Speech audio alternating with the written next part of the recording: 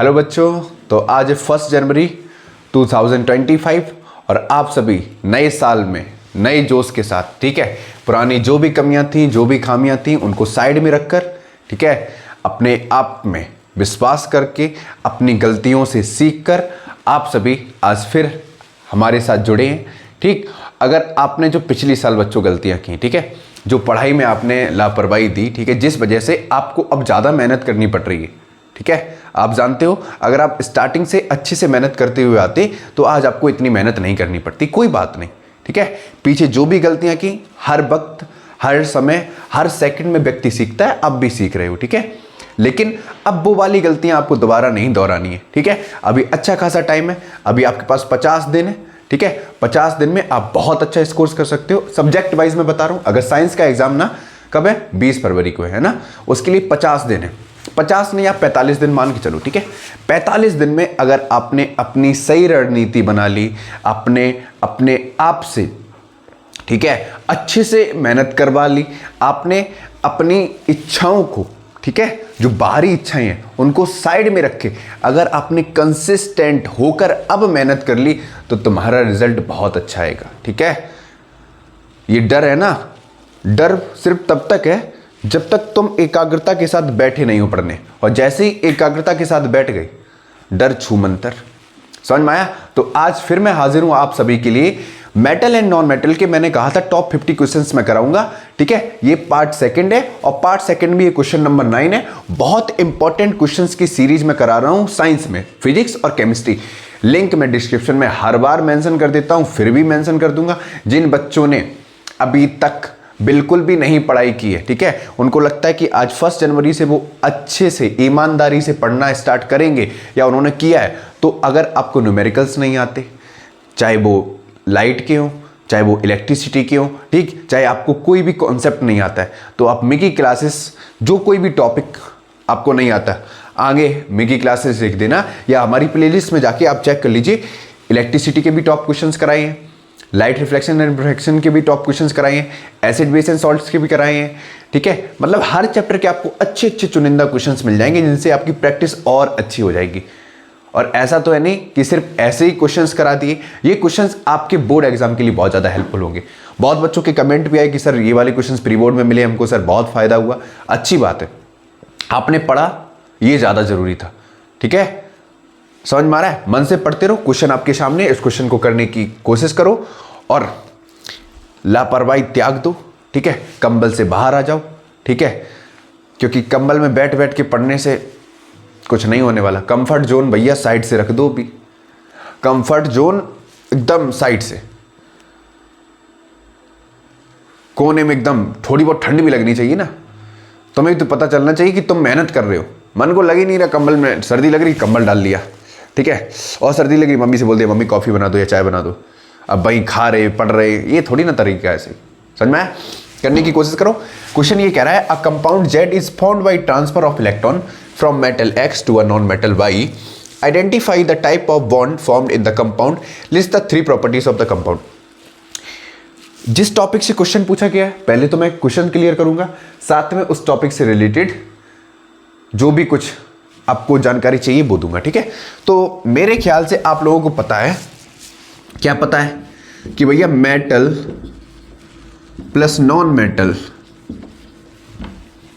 Non metal, अरे यार क्या लिख रहा है, नॉन मेटल, ठीक, भैया किसमें, एक्वस सॉल्यूशन में, ठीक है, एक्वस सॉल्यूशन में, या बोल दो मॉल्टन स्टेट में, ठीक, क्या करते हैं, इलेक्ट्रिसिटी कंडक्ट करते हैं, ठीक है, क्या कर सकते हैं, कंडक्ट इलेक्ट्रिसिटी। ये तो पता है ना भैया, प्लस माइनस, और प्लस माइनस जहां कहीं पर भी होते हैं, क्या होता है, अट्रैक्शन होता है। अट्रैक्शन तभी होता है जब अपोजिट चार्ज होता है, अपोजिट चार्ज होता है, ठीक है। अगर राज बबली को अट्रैक्ट कर रहा है तो कारण क्या है, राज पॉजिटिव है, बबली नेगेटिव है। ऐसा भी नहीं है कि सर लड़कियां नेगेटिव होगी, भैया ये नेगेटिव पॉजिटिव हो सकता है, ये नेगेटिव हो सकता है। अब प्लस माइनस क्या होगा, कनेक्शन बैठेगा, और कनेक्शन बैठेगा तो भैया क्या होगा, इलेक्ट्रिसिटी कंडक्ट होगी, और कोई तीसरा आएगा तो झटका लगेगा। समझ में आया? आई बात समझ में?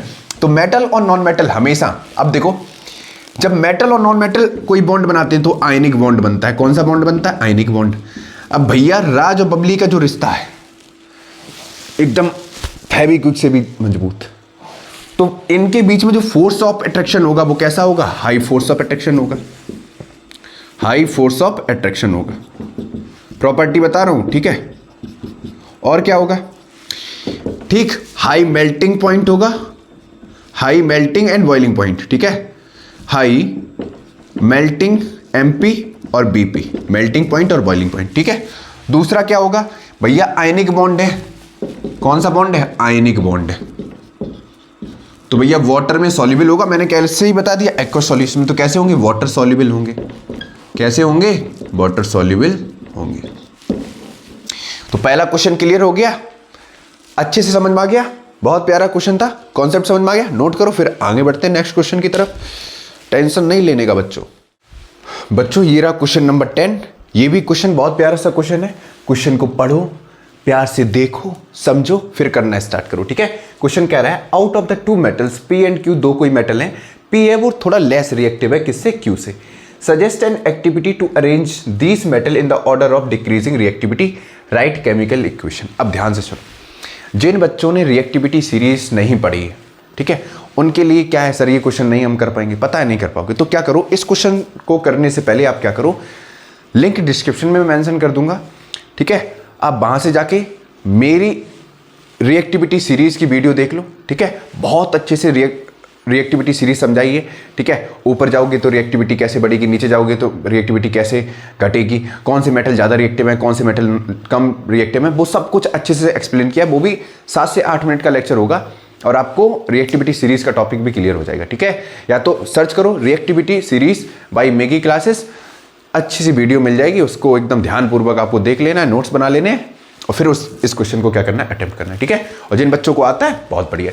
अब देखो ध्यान से सुनो, इन्होंने ये बताया कि जो P है वो लेस रिएक्टिव है, P है वो लेस रिएक्टिव है, डरपोक टाइप का है, ठीक है। और जो Q है ये मोर रिएक्टिव है। अब तुम्हें पता है कि जो मोर रिएक्टिव होता है, ठीक है, वो क्या करता है, आंखें टेढ़ी करके घूमता है हमेशा, ठीक है, सब पे हुक्म चलाता है। अगर मान लो जैसे ये Q है, ये P और R है, P R बहुत अच्छे से दोस्त हैं, ठीक है, नॉर्मली मान लो दोस्त हैं, तो ये क्या करेगा, इसको, अब ये गया, इसने आके दिखाई इसको, इसने भैया नहीं नहीं नहीं नहीं नहीं, नहीं दूर हट जाओ, फलाने पंगा हो जाएगा फालतू में, तो ये क्या कर देगा, क्यू आर के साथ गया और P अलग हो गया अपना। यहां पर Q ने P को किससे डिस्प्लेस कर दिया, किससे, R से, ठीक, और खुद किसके साथ जुड़ गया, जाके R के साथ, और P क्या हो गया, अलग हो गया।